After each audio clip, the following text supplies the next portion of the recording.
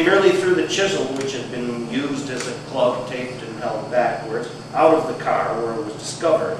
And they had an imprecise alibi, which soon became inconsistent due to questions of timing on their part. So finally, they typed a so-called ransom note on a typewriter, which was easy to identify as one which had produced another typewriting of Leopold's.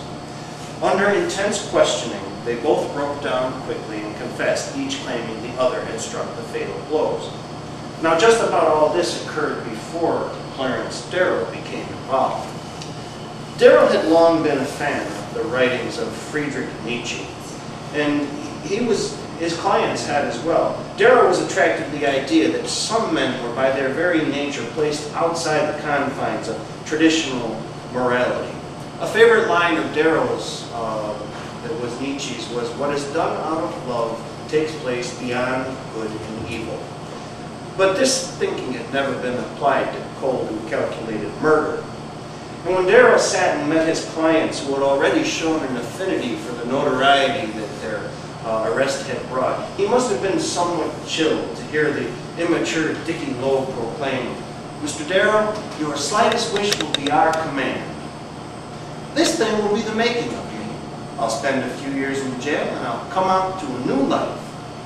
He must have been even more chilled to hear Babe Leopold, when asked why the boys had done it, explain, "The killing was an experiment. It is just as easy to justify such a death as to justify an entomologist killing a beetle." The killing was another crime of the century.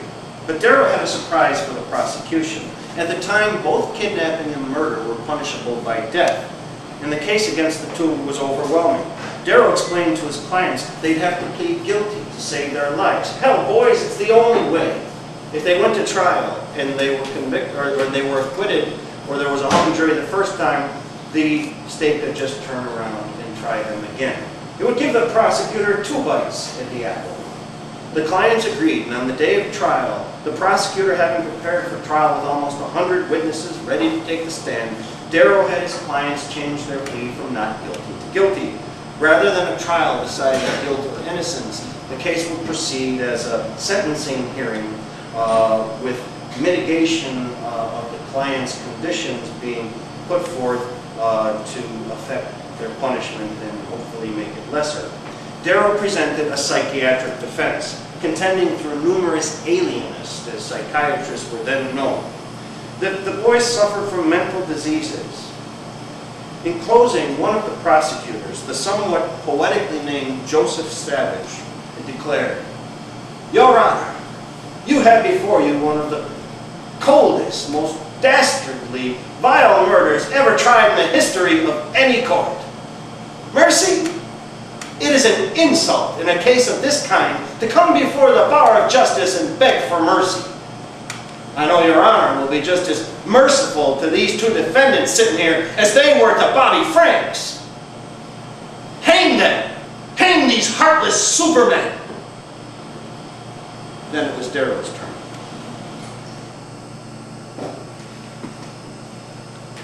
"Your Honor, I have heard nothing in the last 6 weeks but hate. I have heard from the office of the state's attorney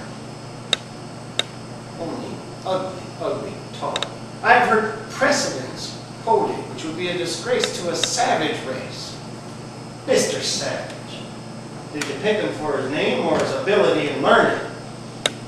Mr. Savage, as cruel a speech as he knew how to make, said that we pleaded guilty because we were afraid to do anything else. Your Honor, this is true. I know that when responsibility is divided by 12, it is easy to say away with him. But Your Honor, if these boys hang, you must do it." Darrow continued, noting that his client's ill-organized ransom demand could never have been the motive given their affluent circumstances. Why did they kill Bobby Franks? Not for money, not for hate, not for spite. They killed him as they might kill a spider or a fly, for the experience.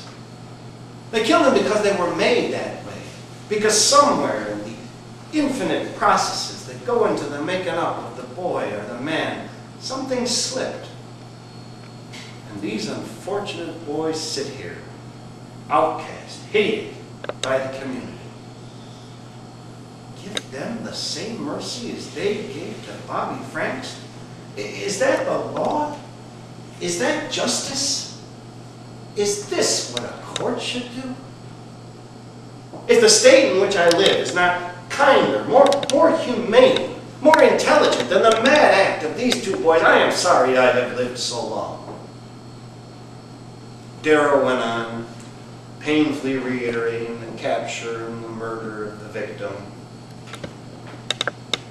I say again, he proclaimed, whatever madness and hate and frenzy may do to the human mind, there is not a sane person who can say that one of these acts was the act of men, of brains that were not diseased.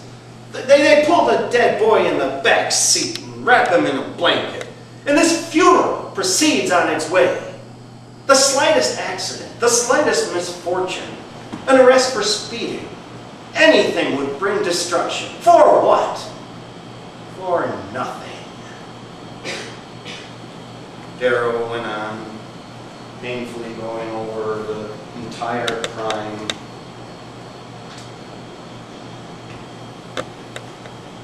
And then he said, it is shocking. It is shocking because we love life and we instinctively draw back from death. But Your Honor, I can think of a scene that makes this pale into insignificance. I can think of taking two boys, irresponsible, weak, diseased, penning them in a cell, checking off the days and the hours and the minutes until they will be taken out and hanged. Wouldn't that be a glorious day for Chicago? I can see them waken in the early morning light, furnished a suit of clothes by the state, led to the scaffold, their feet tied, black hoods drawn over their head. You can see them placed in a trap door on the hangman, pressing a spring so it gives way underneath them. You can see them fall through space, stopped by the rope around their necks. Darrow made it clear that he never expected his clients to be released from prison anytime soon. He reiterated the history of capital punishment, noting that thankfully in recent times the state had become less barbarous and enthusiastic in administering the death penalty. He confessed to the court, I am not pleading so much for these boys as I am for the infinite number of others who may follow. Those who perhaps will not be as well defended, those who may go down in a storm and tempest without aid. He reminded the court, even if the boys were in prison, there is nothing but the night. Finally, at the end of the second day, Darrow concluded, I am pleading for the future.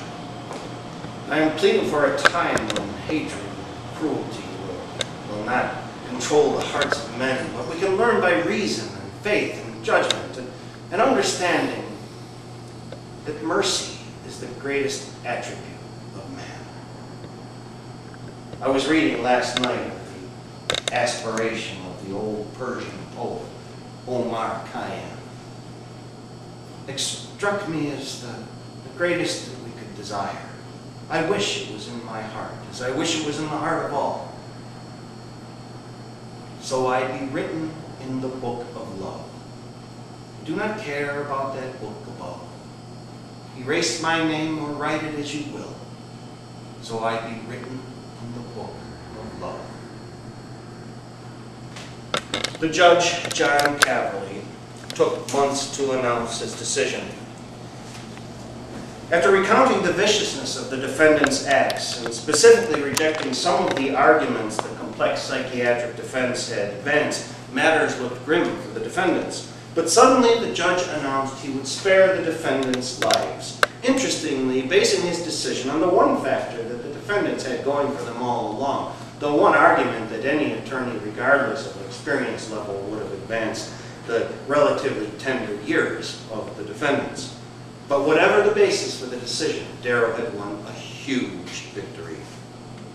He did not bask in his triumph for long, however, for he was soon volunteering his talents in defense of a bookish, bespectacled young Tennessee high school teacher by the name of John Scopes. And central to that case was not an idealized book of love, but rather a book, or 66 books, written over many centuries, as Darrow liked to point out, of great renown and influence, the Bible. The Scopes trial, which has long been nicknamed the Monkey Trial, but I think you'll agree when I'm done, could equally appropriately have been nicknamed the Whale Trial, centered upon the prosecution of John Scopes for teaching the theory of evolution to his high school students when a law forbade teaching students any theory of the origin of man contrary to the divine theory in the Bible. In fact, the law that Scopes was charged with violating was rarely, if ever, enforced, and the ACLU had arranged the arrest of the teacher to test the law. But Darrow was surely chomping at the bit to participate, as this would be a chance for him to not only attack fundamentalist Christianity, but also a Southern culture he felt some animosity toward, and a champion of the fundamentalist movement, William Jennings Bryan. Now, Bryan was a three-time presidential candidate on whose behalf Darrow had campaigned in the past. But both their political and their religious views had deeply widened over the years, and there was some real animosity between the two men by the time they came to the small town of Dayton, Tennessee, on opposite sides in the Scopes case. And Bryan, although like Darrow, a relatively older man in his 60s, was a formidable opponent. A large man with an apparently great appetite for food. He was bald, barrel-chested, and thunderously voiced. He proclaimed, "I am more interested in the Rock of Ages than the Age of Rocks." In fact, for all the hoopla, with the trial taking place in a carnival-like atmosphere and a grandstanding judge, the outcome was really never in doubt. Once the judge had ruled that the law could be enforced over constitutional objections, there was really no doubt the defendant had violated it.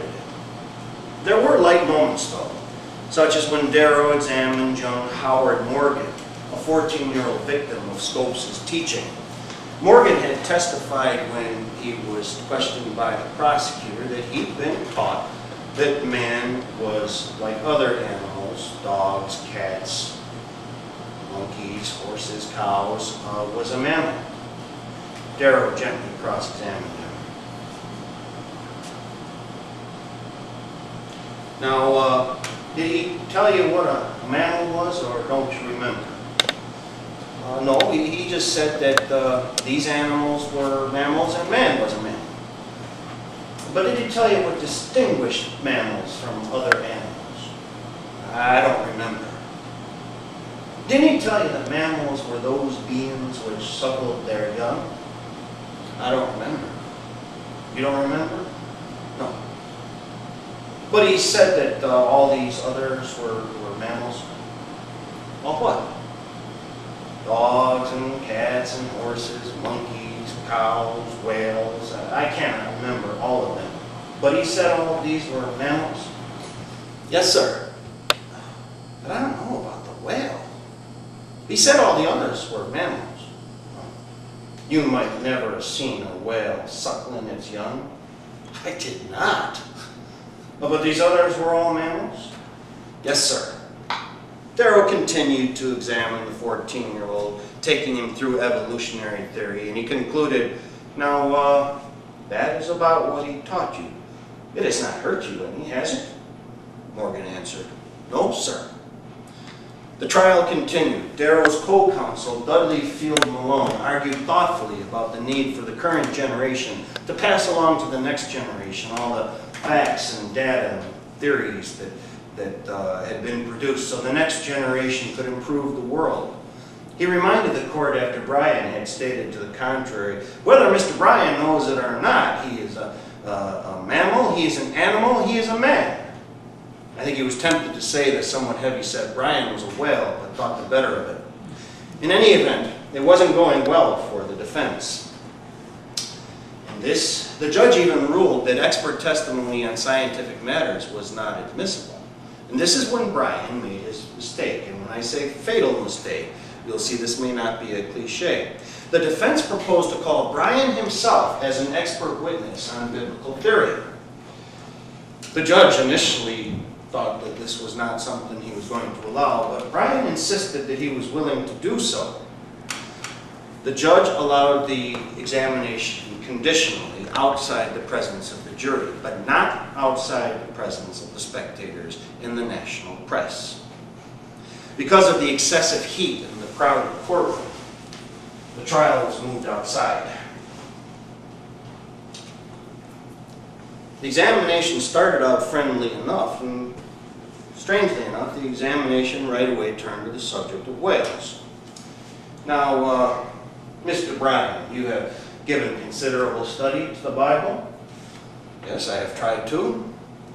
Do you contend that everything in the Bible should be interpreted literally? I believe everything in the Bible should be accepted as is given there.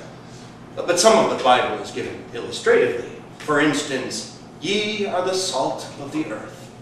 I would not contend that man is actually salt or made of salt, but it is used in the sense of salt as saving God's people. But when you read that Jonah swallowed the whale, or that the whale swallowed Jonah, how do you literally interpret that? I read that a big fish swallowed Jonah. It does not say whale, doesn't it? Are you sure? That is my recollection of it. And I believe it. And I believe in a God who can make a man and make a whale and make them both do what he pleases. Darrow was through monkeying around with the business of whales, and for the next 2 hours he pounded Bryan with questions. Do you believe that Joshua made the sun stand still? Do you believe at that time the sun went around the earth? Don't you know what would happen to the earth if it stood suddenly still? Don't you know it would be converted into a molten mass of matter? Bryan stammered he would like to hear expert testimony on the subject, a rather lame excuse, since he just argued expert testimony was not admissible. Darrow turned his attention to the age of the earth, forcing Bryan to acknowledge that calculations from the Bible suggest that the earth was made in 4004 BC. What about the flood? I never made a calculation from the generations of man. I would not want to say that. What do you think? I do not think about things I don't think about. Do you think about things you do think about? Well, sometimes. Do you think the earth was made in 6 days? But not 6 days and 24 hours. This was dangerous territory. And Bryan's co-counsel objected, but Bryan again insisted on continuing, saying that he was ready to answer any questions and to defend the Bible. He said, the only purpose Mr. Darrow has is to slur the Bible. And Darrow said, I am examining you on your fool ideas that no intelligent Christian on earth believes. And when the Bible said, for instance, and God called the firmament heaven, and the morning and the evening were the second day, this does not necessarily mean 24 hours? I do not think so. You do not think that? No, but I would not want to argue against anybody who wanted to believe in literal days. I do not think it makes a difference if it's 6 days or 6 years or 600 million years. Do you think they were literal days? My impression is they were periods. And do you have any idea the length of those periods? No, sir. A major concession, leaving the words of the Bible to be interpreted and not taken literally. And just after Darrow finished examining Bryan on the events in the Garden of Eden and just how the snake had gotten about before the Almighty caused it to slide on its belly, Bryan seemed to have had enough, to have realized too late that he'd been made a fool of. He protested he was willing to continue, but almost assuredly guaranteed he would not. Your Honor, I think I can shorten his testimony. The only purpose Mr. Darrow has is to slur the Bible, but I will defend it. I want the world to know that this man, who does not believe in God, I object to that statement, Darrow thundered. To slur it, and while it require time, I am willing to take it. I object to that statement, Darrow declared. I am examining you on your fool ideas that no intelligent Christian on earth believes. "The court is adjourned," the judge declared, rapping his gavel against the bench, "until tomorrow morning." The next morning was swift and anticlimactic. The judge ruled that Bryan's testimony was inadmissible and should be stricken from the record. And Bryan was to have no opportunity to cross-examine Darrow in return, as he'd hoped for. The judge could not, however, have stopped Bryan's testimony from blazing across the nation's newspaper headlines the next day, and the press coverage was overwhelmingly supportive of Darrow. In short order, the defense allowed the jury to be instructed to find the defendant guilty, so the defense could appeal the matter to a higher court to obtain a controlling disposition, and a judgment and a fine were entered by Scopes by the court. Bryan didn't get a chance to make the closing argument that he had hoped to deliver either. 5 days later, William Jennings Bryan died of a stroke. Darrow was publicly gracious, although he was not particularly kind to Bryan privately or in his autobiography written a decade or so later. The press was also less than kind at the time. Darrow had cross-examined the helpless William Jennings Bryan into his grave, it was written. The judgment against Scopes, incidentally, was overturned by an appeals court, but on something of a technicality, so the law remained on the book for decades, and similar laws were not ruled unconstitutional until the late 60s or early 70s, if my memory serves me correctly. If you were a resident of Detroit, Michigan, the second week of July 1925, there were two stories that would have dominated the newspaper headlines in the Detroit Free Press. One was the Scopes trial. The second was increasing racial tension in the city. And it was here on a late evening in 1925 that Dr. Ossian Sweet and several family members and friends had been besieged by an angry group of whites who were antagonistic to the Sweets, a well-educated professional couple who had a young daughter moving into their neighborhood. When the crowd threw rocks and seemed on the verge of storming the house, shots rang out from within. And when the crowd ran and dispersed, one man lay injured and another dead. Darrow defended the entire group in two trials. After an initial hung jury on a conspiracy charge, there was a second trial of Dr. Sweet's brother as the alleged shooter. It may have seemed an uphill battle, as Darrow was defending black defendants before a jury of whites, and in fact the black occupants had heavily armed themselves, and the white victim was shot in the back. But Darrow kept the trials focused on whether the crowd had formed a mob and the mindset of the Sweets, who claimed to be acting in self-defense. Dr. Sweet took the stand and testified in his own behalf.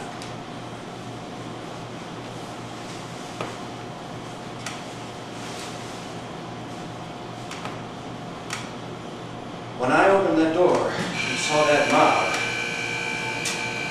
I knew I was facing the same mob that had hounded my people through its entire history. Pretty sure of what I was up against, my back against the wall. I was filled with a peculiar fear, the fear of one who knows the history of my race. Darrow's argument was a masterpiece in telling it like it was. I shall begin where my friend, the county prosecutor, left off yesterday. He says lightly, gentlemen, that this isn't a race case. This is a murder case. We don't want any prejudice. Race and color have nothing to do with this case. This is a murder case. I submit there is nothing but race in this case.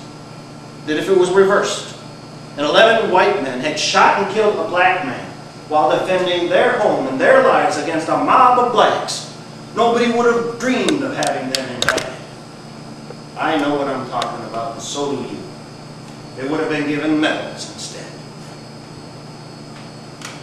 11 colored men and 1 woman are in this indictment, tried by a jury, and each and every one of you white, aren't you? At least you think so. Darrell went on, noting how well-spoken numerous of the black defendants had been on the witness stand, and reminding the jurors of how rarely they or any of their friends and acquaintances associated with black individuals.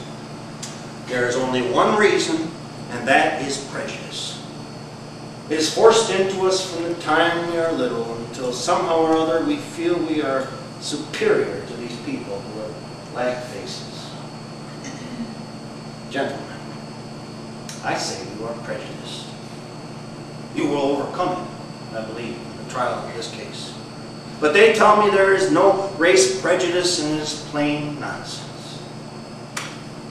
Gentlemen, you need not tell me you are not prejudiced.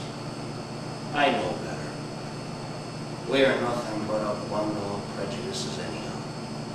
We are prejudice against other people's color, prejudice against their religion, prejudice against people's politics, the way they look. We are full of prejudices. All I hope is that you are honest and decent to put it aside and overcome it in this case and decide it the way you ought to. Gentlemen, what do you think is your duty? I have stood here day after day in this courtroom as these countless colored faces have crowded it, looking to you 12 whites, feeling that the hopes and fears of an entire race are in your keeping. I ask you on behalf of this defendant, on behalf of these helpless ones who turn to you, but more than that, on behalf of this great state and this great city which must face this problem and face it fairly, I ask you in the name of progress and the human race to return a verdict of not guilty. And the jury did. All future prosecutions of the Sweets were set aside. After the triumvirate of great cases in the mid-20s, Leopold and Loeb, the Scopes case, and the Sweets cases, Darrell's reputation as the greatest lawyer in America was firmly established. He practiced less law toward the end of his life, although he did become involved in a case in Hawaii that was well covered and had racial undertones as well. He practiced, once the Depression set in and he suffered losses, he increased his appearances on the lecture circuit. In 1934, he served as chairman of the National Recovery Review Board. His findings that FDR's New Deal programs had in fact promoted monopolies and oppressed small businesses became influential. Late in his life, he dabbled in